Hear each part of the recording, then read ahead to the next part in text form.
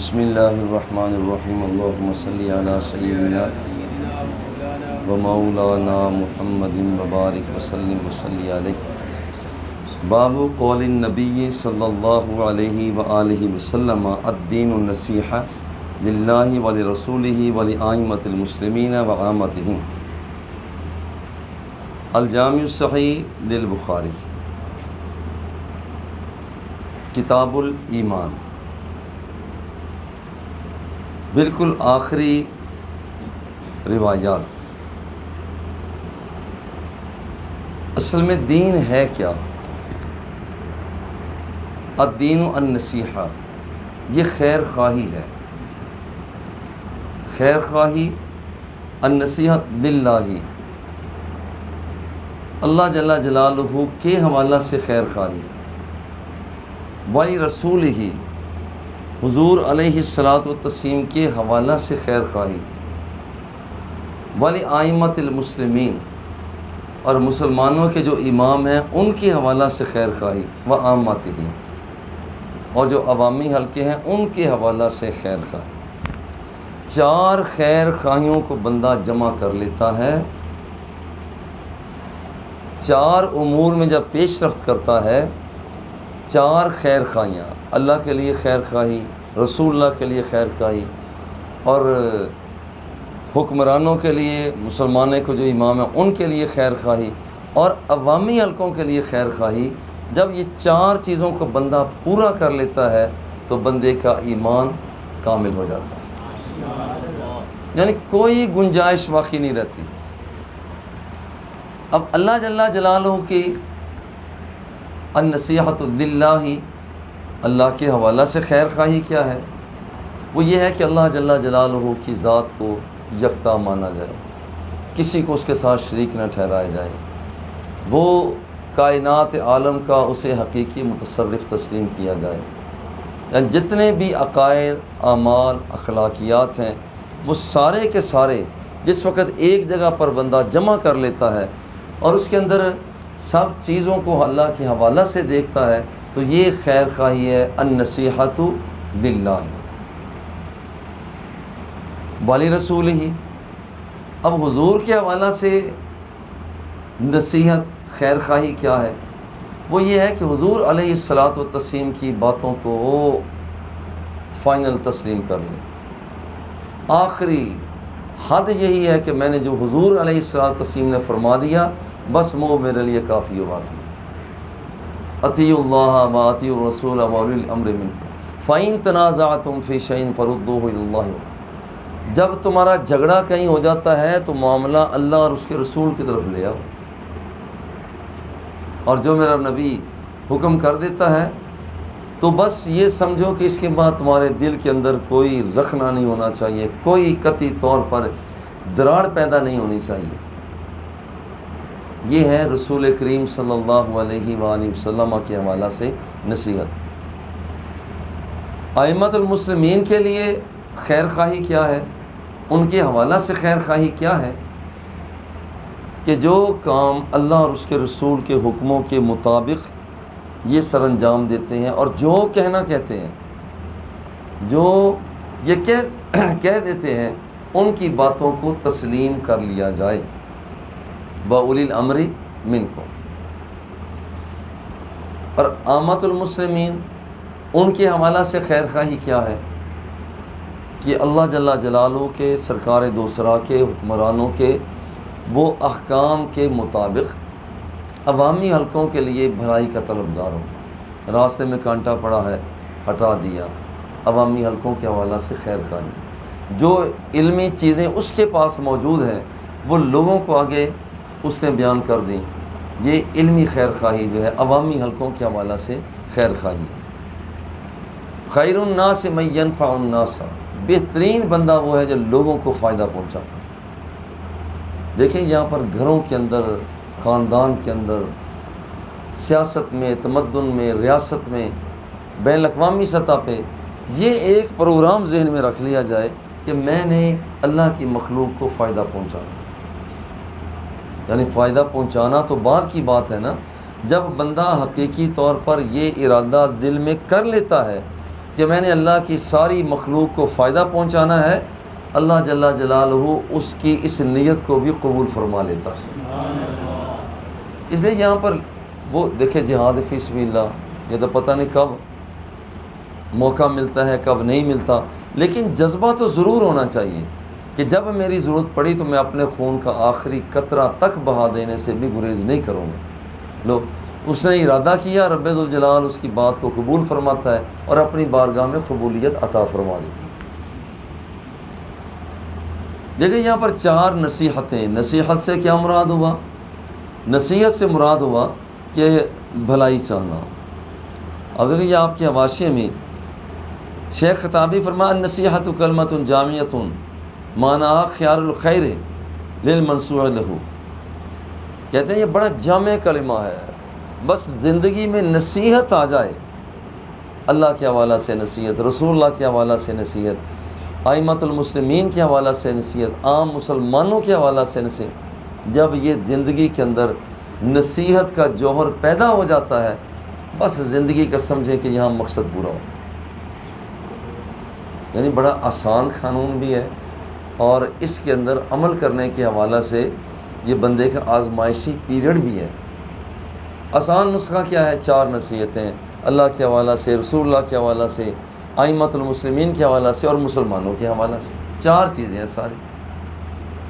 اور یہ ایسے ہی ہے جیسے ہم کہتے ہیں وراثت کے اندر کل 12 افراد ہیں نا، جن کے حصے مقرر ہیں، 4 آدمی 8 عورتیں، وہ یکدم بڑا آسان سا کام ہے، بھائی 4 مرد ہیں 8 عورتیں ہیں، 12 تو کل افراد ہیں، لیکن جب تفصیل کرنے کے لیے بیٹھتے ہیں تو پورا سال لگ جاتا ہے، ایک کتاب پر ہی سال کی کھپت ہو جاتی ہے۔ بالکل یہ چیزیں ہیں 4، مگر ان 4 چیزوں کو جب بندہ عملی اعتبار سے اختیار کرتا ہے تو اس کی زندگی کے لیے کافی ہیں، پوری زندگی کے لیے اللہ کے حوالہ سے نصیحت، رسول اللہ کے حوالہ سے نصیحت، ائمۃ المسلمین کے حوالہ سے نصیحت اور عوامی حلقوں کے حوالہ سے نصیحت۔ اللہ الدین النصیحۃ للہ ولرسولہ ولائمۃ المسلمین وعامتہم وقول تعالی اذا نصحوا للہ ورسولہ۔ دیکھیے یہاں پر اس کا مطلب ہے کہ وہاں پر اذا نصحوا للہ، جب اللہ جل جلالہ کے حوالہ سے یہاں پر یہ خیر خواہی ہوتی ہے، رسول کریم صلی اللہ علیہ وآلہ وسلم کے حوالہ سے خیر خواہی ہوتی ہے، اس کا مطلب کیا ہو جاتا ہے؟ بالایمان والطاعہ، اللہ پر ایمان لانا اور رسول کریم صلی اللہ علیہ وآلہ وسلم کے حکموں کی اطاعت کرنا۔ حدثنا مسدد قال حدثنا یحیی عن اسماعیل اور اسناد قال بایعت رسول اللہ صلی اللہ علیہ وسلم، جریر بن عبداللہ بجلی۔ اچھا اب یہ فرماتے ہیں کہ میں نے حضور علیہ الصلاۃ والتسلیم سے بیعت کس بات پر کی؟ علی اقام الصلاۃ، کہ میں نماز کو قائم کروں گا، و ایتاء الزکوٰۃ، زکوٰۃ کی ادائیگی کروں گا، والنصح لکل مسلم، اور ہر مسلمان کے لیے خیر خواہی کروں گا۔ دیکھیے یہاں پر حضور کے ساتھ بیعت تو بہت سے لوگوں نے کی، عورتوں نے بیعت کی ہے تو کہا کہ یہ وعدہ کرو چوری نہیں کریں گی، زنا نہیں کریں گی۔ ایک سے وعدہ لیا جاتا ہے کہ میرے ساتھ بیعت کرو کہ تیرے ماں باپ زندہ ہے، تم گھر میں جا کر ان کی نوکری کرو گے۔ ایک کے ساتھ بیعت لی جا رہی ہے کہ دیکھو یہاں پر تم نے کام یہ کرنا ہے، ہر مسلمان کے لیے بھلائی چاہنی ہے۔ ایک آتا ہے جو حضور میں بیعت کرنا چاہتا ہوں، آپ فرماتا ہے کہ تمہیں جہاد فی سبیل اللہ کے لیے جانا پڑے گا۔ تو دیکھیں ہر بندے کا جو بھی شخص جہاں پر جیسی اسے ضرورت ہوتی تھی، حضور علیہ الصلاۃ والتسلیم اس طرح کی اس سے بیعت لیا کرتے ہیں۔ مثال کے طور پر دیکھیے آج کل جو ہے وہاں پر زمانہ ہے، رشوت عام ہے، کرپشن عام ہے۔ آج اگر کسی سے بیعت لی جائے اور وعدہ اس سے لے لیا جائے کہ میں وعدہ کرتا ہوں کہ میں کرپشن نہیں کروں گا، بددیانتی خیانت نہیں کروں گا، میں جھوٹ بڑا عام ہے، وہ اس سے وعدہ لے میں جھوٹ نہیں بولوں گا، تو یہ آج کل مثال اب دیکھیے بابا جی کی بلا رفیع الاسر رحمۃ اللہ تعالی، آپ کے پاس کوئی بندہ بیعت ہونے کے لیے آتا، آپ پورا سلسلہ آخر تک بڑھاتے ہوئے حضور سیدنا علی المرتضیٰ رضی اللہ تعالی عنہ کا، آپ اس آنے والے سے ایک وعدہ لیتے، میں وعدہ کرتا ہوں میری زبان، میری آنکھیں، میرے کان، میرے ہاتھ، میرے پاؤں، یا اللہ تیرے خلاف کوئی کام نہیں کرے۔ اب دیکھیں عصر حاضر میں جس چیز کی ضرورت ہے، جس بندے نے ان پانچوں اعضاء کو، پانچ قوتوں کو صحیح استعمال کر لیا، وہ تو اللہ کا ولی بن گیا۔ دیکھو جس نے اپنے کانوں کا صحیح استعمال کر لیا، اپنی آنکھوں کا، اپنے زبان کا صحیح استعمال کر لیا، ہاتھ پاؤں کا، یعنی یہاں پر قوت شامہ ہے، قوت لامسہ ہے، قوت باصرہ ہے، سامعہ ہے، ذائقہ ہے، بھئی ان کا یہ استعمال صحیح کر لیا، وہی تو اللہ کا ولی ہے۔ اور بیعت کا مطلب بھی یہی ہوتا ہے کہ یہاں پر اسے ایسی باتوں سے، اچھا آج کل میں محسوس کرتا ہوں والدین کا نافرمانی یہ بڑھتی جا رہی ہے۔ میں بطور خاص آنے والے سے یہ پوچھتا ہوں کہ تیرے والدین زندہ ہیں؟ یہ زندہ ہیں۔ یا ان میں سے ایک زندہ ہے؟ جی ایک زندہ ہے۔ بھئی ان کی نوکری کرو۔ سب سے بڑا وظیفہ، اور آپ کے لیے بھی سب سے بڑا وظیفہ جو ہے وہ ہے والدین کی باتوں کو ماننا، جو قرآن و سنت کے کالم میں ڈھلی ہوئی ہیں، والدین کی باتوں کو تسلیم کر لینا۔ دیکھیے آج ان کی باتوں کو مانتے چلے جائیں، رزلٹ اس کا کل نکلے گا اور بڑا ہی مثبت نکلے گا، بڑا ہی مثبت نکلے گا۔ اور اس بات کو پلے باندھ لیں، کیونکہ اوپر اللہ ہے، نیچے والدین ہے۔ وَبِالْوَالِدَيْنِ احسانہ جو ہے نا، وَقَضَىٰ رَبُّكَ أَلَّا تَعْبُدُوا إِلَّا إِيَّاهُ وَبِالْوَالِدَيْنِ احسانہ، یعنی اوپر اللہ، اوپر سے مراد یعنی وہاں پر جو خالق و مالک ہے وہ اللہ، اور مخلوق کے اندر جس کا احترام کرنا ہے سب سے پہلے والدین۔ اگر اتنا کام بھی ہو جائے، اتنا کام بھی ہو جائے تو کافی ہے۔ ایک آدمی نے مجھے بتایا، بابا جی قبلہ کا پہلا درس یہ ہوا کرتا تھا کہ جب اب آ گئے ہو جامعہ فریدیہ میں پڑھنے کے لیے، گھر میں جاؤ تو یہ نہ دیکھنا کہ اماں تمہاری وہ کسی کے ہاں کام کرتی ہے، وہ اوپلے بنا رہی ہے، تھاپیاں تھاپ رہی ہے، وہاں پر یہ نہ خیال کرنا کہ تمہارا باپ جو ہے وہ محنت مزدوری کر رہا ہے، جھرمٹ میں بیٹھا، جا کر ماں باپ کے ہاتھ چومنا۔ یہ بابا جی قبلہ کی پہلی نصیحت ہوتی۔ مجھے ایک لڑکے نے بتایا، اب تو ماشاءاللہ جید مولانا صاحب ہے، کہتا جی میرے والد صاحب چور تھے، چوروں کے سردار تھے۔ کہنے لگے جب میں پہلی مرتبہ بابا جی کی بات سن کر گیا ہوں تو میرے ابا جی کے ارد گرد، وہ لڑکا بتاتا ہے، میرے ابا جی کے ارد گرد وہ چوروں کا ٹولہ بیٹھے ہوئے تھے جو پروگرام بناتے ہیں کہ کیا کرنا ہے، کہ پھر کہاں جانا ہے، پھر کیا کرنا ہے۔ وہ کہتے ہیں کہ جب صورتحال یہاں تک پہنچی تو میں جب گیا ہوں ملنے کے لیے تو میں نے جھرمٹ دیکھا تو میں نے جاتے ہی مجھے نصیحت بابا جی کی یاد آ گئی۔ چوروں کا سردار بھی بیٹھا ہے، چور بھی بیٹھے ہیں۔ کہتا ہے مجھے بابا جی کی ایک مرتبہ سوچا کہ رہنے دوں، پھر میں نے سوچا کہ نہیں، بابا جی نے فرمایا تھا۔ کہتے میں نے جاتے ہی اپنے بابا کے ہاتھ چومنے شروع کر دیے۔ اس کا اثر یہ نکلا کہ اس کے بابا نے چوریاں بھی چھوڑ دی، اپنے حلقے کو بدل دیا، اور پھر اب وہ میں نے بھی اسے دیکھا ہے، اب اللہ کے فضل و کرم سے باقاعدہ بارش ہے۔ تو کسی بھی بندے سے کبھی بھی مایوس بھی نہ ہو۔ لکل مسلم حدثنا ابو النعمان قال حدثنا ابو عوانہ عن زیاد بن علاقہ قال سمعت جریر بن عبد الله یوم مات المغیرة بن شعبہ قام فحمد اللہ واثنى علیہ وقال علیکم باتقاء اللہ وحدہ لا شریک لہ والوقار والسکینہ۔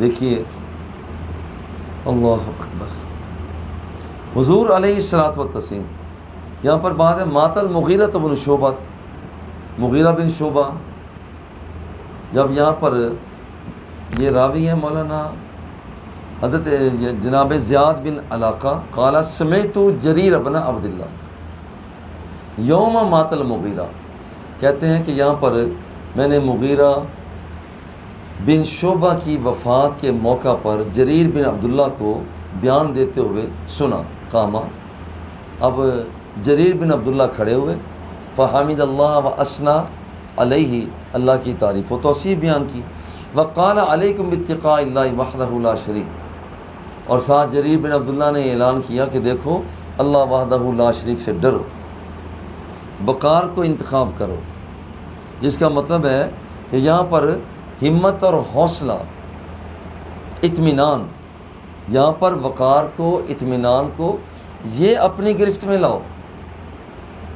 وقار کے حوالہ سے ذرا غور کریں، تسکین کے حوالہ سے، اگر جماعت بھی کھڑی ہے تو حضور فرماتے ہیں کہ بھاگ کا رکوع بھی جا چکا ہے، رکوع میں جا چکے ہیں تو دوڑ لگا کے نہ جاؤ، بڑے اطمینان کے ساتھ، وقار کے ساتھ جاؤ۔ لیکن بندہ مومن کا وقار، احترام، عزت بڑی چیز ہے کہ یہ پھسل نہ جائے۔ بندے کو پیاس لگی ہوئی، نماز بھی کھڑی ہوئی ہے، پیاس لگی ہوئی، پہلے بھی پانی پیو، سکون کے ساتھ یہ سارے کام کرو۔ وقار ہے وہاں پر، اطمینان ہے، سکون ہے، اسے اختیار، حتیٰ یاتیکم امیر، اس کا مطلب ہے کہ اللہ سے ڈرو، وقار سے کام لو، سکون کرو۔ حتیٰ یاتیکم امیر، یہاں تک کہ یہاں پر کوئی تمہارے پاس نیا امیر آ جائے۔ اب یہاں پر مغیرہ بن شعبہ حضرت امیر معاویہ رضی اللہ تعالیٰ عنہ کے دور میں ایک علاقے کے امیر تھے، فوت ہو گئے، تو نصیحت کی جائے ادھر آرام سے رہو، احتیاط سے رہو، یہاں تک کہ کوئی دوسرا امیر آ جائے۔ فَإِنَّمَا يَأْتِيكُمُ الْآنَ، دیکھو ابھی تمہارے پاس امیر آیا جاتا ہے۔ ثُمَّ قَالَ اسْتَعْفُوا الْأَمِيرَ، دیکھو یہاں پر اسْتَعْفُوا لِأَمِيرِكُمْ، اپنے امیر کے لیے ابھی فوت ہو گئے ہیں، اب یہاں پر مغیرہ بن شعبہ، ان کے لیے رب ذوالجلال سے مغفرت چاہو۔ اسأل العفو، اب دیکھیں نا، یہ مرنے کے بعد مرنے والوں کے لیے دعا کرنا، مانگنا، یہ پرانا وتیرہ چلا آ رہا ہے، یہ صحابہ کا وتیرہ ہے، آپ کے بعد تابعین، تبع تابعین کا وتیرہ ہے۔ لیکن نا کہ یہاں پر قال استغفروا لاميركم، اپنے امیر کے لیے معافی چاہو۔ اور آج بھی دیکھیں ہم نماز پڑھتے ہیں، ربنا اغفر لی ولوالدی وللمؤمنین یوم یقوم الحساب، یا اللہ ہمیں معاف کر دے، ہمارے والدین کو معاف کر دے، ایمانداروں کو معاف کر دے، جس کا مطلب مرنے کے بعد دعا مانگنا، مرنے کے بعد دعا مانگنا یہ صحابہ کرام کی سنت ہے، بلکہ خود حضور علیہ الصلوۃ والتسلیم کی سنت ہے کہ آپ دوران نماز یہ پڑھا کرتے۔ فَإِنَّهُ كَانَ يُحِبُّ الْعَفْوَ، کیونکہ تمہارے امیر مغیرہ بن شعبہ یہاں پر یہ عفو درگزر کے ساتھ پیار کیا کرتے، محبت کیا کرتے۔ قال اما بعد فإني أتيت النبي صلی اللہ علیہ وسلم، کہتے ہیں کہ میں حضور کی بارگاہ میں حاضر ہوا، قلت أبايعك على الإسلام، کہ میں أبايعك على الإسلام، کہ میں آپ کی بیعت کرتا ہوں علی الاسلام، اسلام پر۔ اب دیکھیں صاحب کہ یہاں پر اما بعد فإني أتيت النبي صلی اللہ علیہ وسلم قلت أبايعك على الإسلام فشارت علیہ والنصح لكل مسلم، جب حضور سے عرض کی حضور میں آپ کے ہاتھوں اسلام پر بیعت کرتا ہوں، ساتھ آپ نے یہ فرمایا اسلام لانا تو یہ ہے، مگر تمہارے لیے یہ ہے والنصح لكل مسلم، ہر مسلمان کے لیے خیر خواہی کرنا، یہ بھی تمہارے فرائض میں شامل ہے، ہر مسلمان کے لیے خیر کو طلب کرنا یہاں پر یہ ہوگا۔ مولانا یہ چار چیزیں زندگی میں اختیار کرنا، اللہ کے لیے نصیحت یعنی جہاں پر توحید کا پرچار، رسول اللہ کے لیے حوالہ سے نصیحت، وہاں پر جو سرکار نے فرمایا بس وہی میرا مطمع نظر، ائمۃ المسلمین کے لیے اور عوامی حلقوں کے لیے بندہ مار کھاتا ہی نہیں، کوئی قطعی طور پر مار نہیں کھاتا۔ فبایعتہ علی ھذا، کہتے ہیں کہ میں نے بیعت کی علی ھذا، تو اس بات پر بیعت کر لی، کہتے ہیں مجھے اس مسجد کے رب کی قسم ہے، انی لناصح لکم، انی لناصح لکم، میں تمہارے حوالہ سے بھی ناصح، خیر خواہ ہوں۔ ثم استغفر ونزل، پھر یہاں پر یہ خطبہ دیا اور منبر سے نیچے آئے۔ دیکھیں یہاں پر جریر بن عبداللہ نے یہ خطبہ دیا، حضرت مغیرہ بن شعبہ کی وفات کے موقع پر، جس کے اندر ہے عام حلقوں کے لیے نصیحت کو برقرار رکھا جائے۔ نصیحت کو برقرار رکھنے کا کیا مطلب ہوا؟ نصیحت کو برقرار رکھا جائے یعنی خیر خواہی کی جائے۔ دیکھیے اللہ کے لیے خیر خواہی، ہم اللہ کے لیے کیا خیر خواہی کر سکتے ہیں؟ یعنی اللہ کے حوالہ سے خیر خواہی خیر اپنا ہی چاہنا ہے۔ جب بندہ کہتا ہے میں اللہ پر ایمان لایا، اللہ کا بھلا نہیں ہوتا، یہ بندے کا بھلا ہوتا ہے۔ جب رسول اللہ کے ساتھ خیر خواہی کرتا ہے تو اطاعت کرتا ہے، وہ بھلا بندے کا ہوا کرتا ہے۔ کتاب العلم، بسم اللہ الرحمن الرحیم، باب فضل العلم وقول اللہ عز وجل یرفع اللہ الذین آمنوا منکم والذین اوتوا العلم درجات واللہ بما تعملون خبیر وقولوا رب زدنی علما۔ دیکھیے یہاں پر کتاب الایمان مکمل ہو۔ اب ایمان کا باب مکمل ہوا ہے جس کا تعلق تھا انسان کے دل کے ساتھ، تصدیق قلبی کے ساتھ، اور ہر عمل کی بنیاد بھی ایمان ہے۔ اس لیے امام بخاری سب سے پہلے انہوں نے ایمان کا تذکرہ کیا، اور ایمان کے بعد بہت سی چیزیں ہیں، جیسے وضو بھی ہے، روزہ ہے، نماز ہے، حج ہے، زکوٰۃ ہے، لوگوں سے حسن اخلاق ہے، اخلاص ہے، عبادات ہیں، عقود ہیں، معاملات ہیں، کتنی چیزیں ہیں، مگر ان سب سے پہلے علم کو رکھا ہے، کیونکہ یہ ساری چیزیں ہیں ان کا تعلق علمی دنیا سے ہے۔ پہلے علم کی فضیلت عطا کی جا رہی ہے تاکہ تمہیں پتہ چل جائے، لوگوں کو پتہ چل جائے کہ یہاں علم کی اہمیت کیا ہے۔ جب علم کی اہمیت کا پتہ چل جاتا ہے تو اس وقت آدمی علم کا حصول بھی کرتا ہے۔ بھئی دیکھیے جب کسی کاروباری بندے کو پتہ چلتا ہے کہ میری معاشیات اس سے جڑی ہوئی ہے، وہ کام کرتا ہے، مستری کرتا ہے، وہ مزدور ہوتا ہے، کارخانہ دار ہوتا ہے، جب اسے پتہ چلتا ہے میرا اس میں فائدہ ہے۔ تو جس وقت بندہ مومن کے لیے سب سے ایمان کے بعد سب سے بہترین پہلی چیز جو ہے وہ ہے بندے کا حصول علم کا۔ اور دیکھیے حضرت عمر بن عبدالعزیز رحمہ اللہ وہ فرماتے ہیں الجاہل یکسر الضرر، فرماتے ہیں کہ جاہل بندہ نقصان زیادہ کرتا ہے، نفع اس سے کم ہوتا ہے، نقصان زیادہ کرتا ہے۔ بھئی میں مثلاً الیکٹریشین نہیں ہوں، میں تاروں کے جوڑ توڑ شروع کر دوں گا، جب میں جوڑ توڑ شروع کروں گا اپنی اس جہالت کی وجہ سے میں نقصان زیادہ کروں گا۔ وہ نقصان زیادہ کیوں ہوا؟ اس لیے کہ اس بندے کو معلومات نہیں تھی، جب معلومات نہیں تھیں تو اسے نقصان زیادہ کر دیا۔ ایک آدمی مثال کے طور پر، مجھے نہیں پتا کہ رکشے کے کل پرزے وہ کیسے ٹھیک کیے جاتے ہیں، اب دیکھیں میں ٹھیک کرنے کے لیے بیٹھوں گا تو خرابی کروں گا، اللہ ماشاء اللہ کچھ ہوگا تو وہ سیٹ بھی ہو جائے، لیکن خرابی زیادہ ہوتی ہے۔ آج کل کیا وجہ ہے؟ ہمارے نظام سیاست میں خرابی، معیشت میں خرابی، تمدن میں خرابی، تہذیب میں خرابی، اخلاقیات میں گراوٹ۔ یعنی جو جس بندے کو جس سٹیٹس پر ہونا چاہیے تھا وہ اس کا سٹیٹس وہ ہوتا نہیں ہے، ذمہ داری اس کی ہو جاتی ہے۔ جب اس کی ذمہ داری ہوتی ہے تو پھر وہ کچھ نہ کچھ نقصانات کرتا ہے۔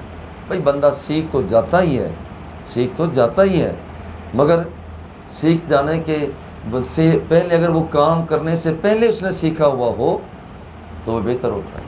بالکل عالم دین مثال کے نماز پڑھانا یہ بھی ایک فن ہے نا۔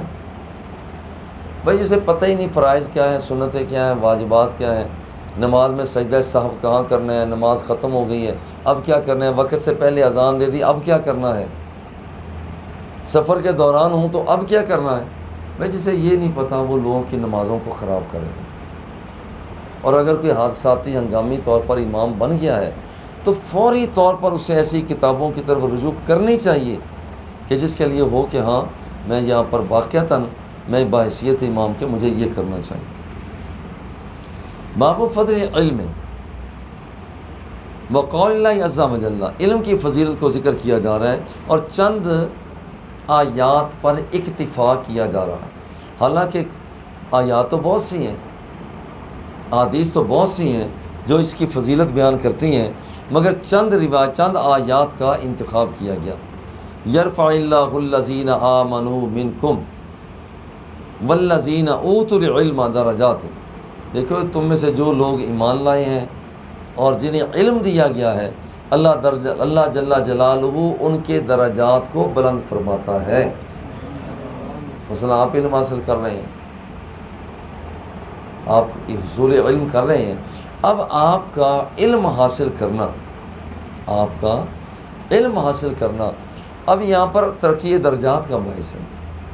دیکھیں آپ کے وہی ساتھی دوست جنہیں آپ مثال کے طور پر 5ویں میں ساتھ چھوڑ کر آئے تھے، اب وہ میٹرک کر رہے ہوں گے، بی اے کر رہے ہوں گے، ایم اے کر رہے ہوں گے، مگر آپ کا یہ ہے کہ ساتھ آپ بی اے ایم اے بھی کر رہے ہیں، ساتھ ہی آپ اپنا اصول علم کا انتخاب زبردست کر رہے ہیں۔ اور یہ جو علم کے حوالہ سے آپ بنیادی علوم کو لے رہے ہیں، یقین جانیے، یقین جانیے، مجھے یونیورسٹی میں وہاں پر M Phil P H D کے حوالہ سے جب جایا کرتا تھا تو وہاں پر بڑے بڑے پروفیسر صرف اس لیے رک جاتے تھے، گفتگو کرنے کے دوران رک جاتے، اچانک میری حاضری ہوتی، بھئی دیکھیں یہ کیا کہتا ہے، حالانکہ میں ان کا طالب علم تھا، میں محسوس کرتا تھا کہ یہ درس نظامی کی ایک پاور ہے، تو یہ اس پاور کو ضائع نہ ہونے دینا، اس پاور کو ضائع نہ ہونے دینا۔ یہاں پر فرمایا کہ ان کے درجہ واللہ بما تعملون خبیر، اللہ جل جلالہ تمہارے اعمال سے باخبر ہے۔ اور اللہ جل جلالہ کا یہ قول ربی زدنی علما، کہ اے اللہ میرے علم میں اضافہ فرما۔ وصلی اللہ تعالی علی حبیبہ و آلہ و اصحابہ۔